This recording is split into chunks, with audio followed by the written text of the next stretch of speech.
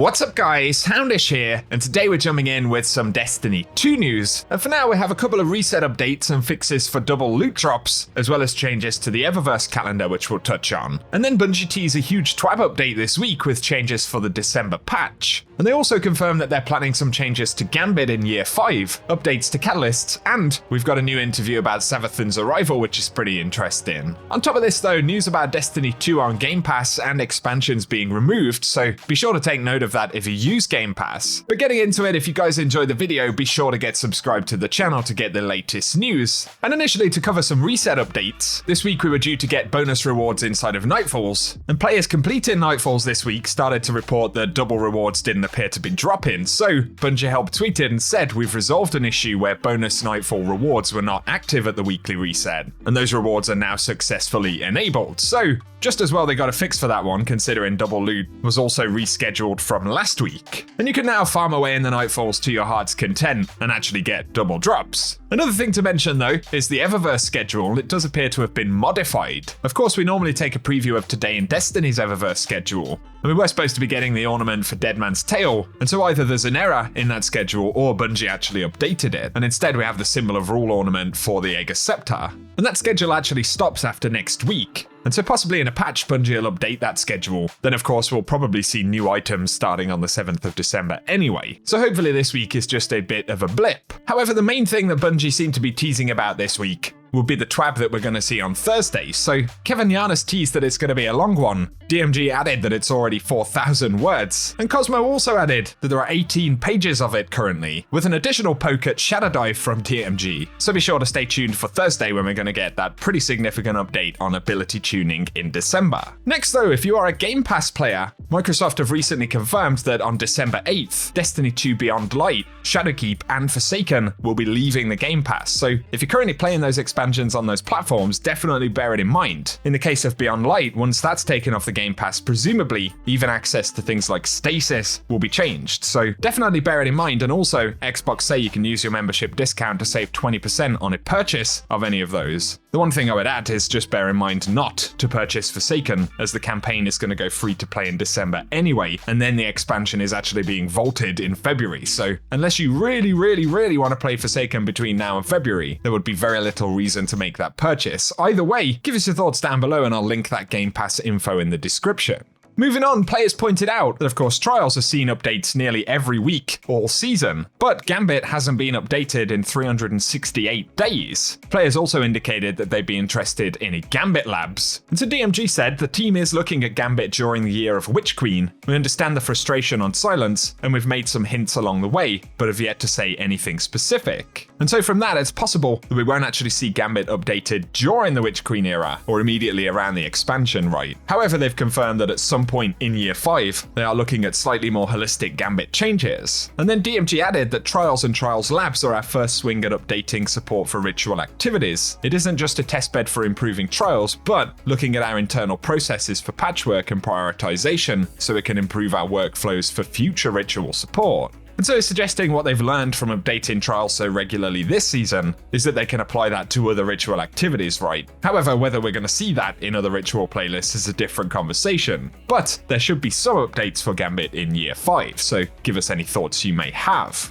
A quick shout to reiterate right here, but again, we are going to get an update to currently unobtainable catalysts in Witch Queen. And Chris Proctor on the Destiny Community podcast had said, you know how general purpose exotics have their catalysts in the activities pool? The intent for Witch Queen is that all currently inaccessible catalysts will go there. He adds that it would be awesome to have a specific place to go and grind out catalysts, but for the moment at least, the plan will be to add them to activities. And of course that could be for weapons like Whisper of the Worm, Fourth Horseman, Heir Apparent, Outbreak Perfected, and a couple of others. So hopefully if you're holding on for catalysts for any of those weapons, they're going to be made accessible in Witch Queen. The final thing to touch on right here is a new interview about Witch Queen on the PlayStation blog, and they spoke with Bungie developers to touch on how they've built up Savathun's arrival and the launchpad for the character going into Witch Queen, and they give us a bit of backstory. They point out that initially in Season of the Lost, the truth was revealed, and Osiris hadn't been himself for quite a while, because Savathun, the Sister of Shapes, confirmed that she'd traded places with Osiris months prior, and had been sowing discontent in the Vanguard ever since. And they speak about over the past year, how the narrative team has dug deep planting the seeds of Savathun's deception throughout the game. And they talk a little bit about how they landed on Osiris as the perfect candidate for Savathun to impersonate, as it gives Savathun direct access to the Vanguard. And they say what followed was a carefully calculated campaign of Savathun manipulating people and spreading distrust. And they point out that Savathun as Osiris tanked the initial meeting between Keitel and Zavala at the start of the season. And as soon as Keitel proposed the alliance between the Cabal and the Vanguard, Savathun stepped out of the shadows and began questioning Keitel's trustworthiness. And Bungie say Savathun couldn't afford an official alliance between humanity and Keitel's Cabal, so she attempted to sabotage it. They also discuss how Savathun as Osiris indicated her real attitude to Xivo Arath, claiming that she has no ambition. And then they say by season of the Splicer, Savathun's schemes had moved into an even more dangerous and divisive territory. And as Osiris, Savathun leveraged people's fear and distrust of the Elixni refugees living among them and weaponized it against the Vanguard through Lakshmi. And when Saladin came knocking to make amends and help strategize, Savathun implied that the people believed he was behind the earlier assassination attempt on Zavala's life and turned him away, and that every move she made continued to distance Zavala and Akora from their existing allies. And she even attempted to use Osiris's relationship with Saint 14 to try and encourage him to overthrow the Vanguard. And then finally, throughout multiple seasons, the team worked on bringing Savathun as Osiris plot to life in different ways.